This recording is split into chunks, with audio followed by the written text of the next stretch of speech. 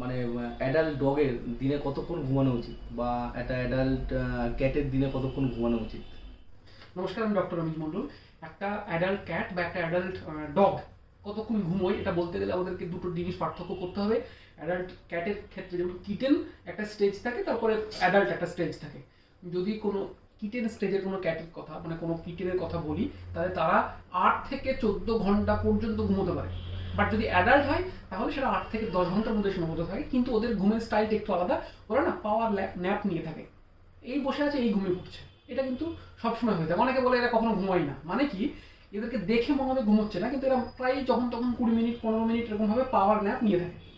এবার কুকুরের কথা আসি। কুকুর কিরকম একটা জিনিস, এরা না পাপি যারা তারা কিন্তু 8 থেকে 12 14 ঘন্টা পর্যন্ত ঘুমোতে পারে, এবং যতক্ষণ ওকে ঘুমোতে দেবেন তত ওরা ভালো থাকবে এবং গ্রোয়িং যে ফেজটা, গ্রোথটা খুব সুন্দরভাবে হবে। কিন্তু যখন অ্যাডাল্ট ডগের কথা বলবেন তখন যদি সেটা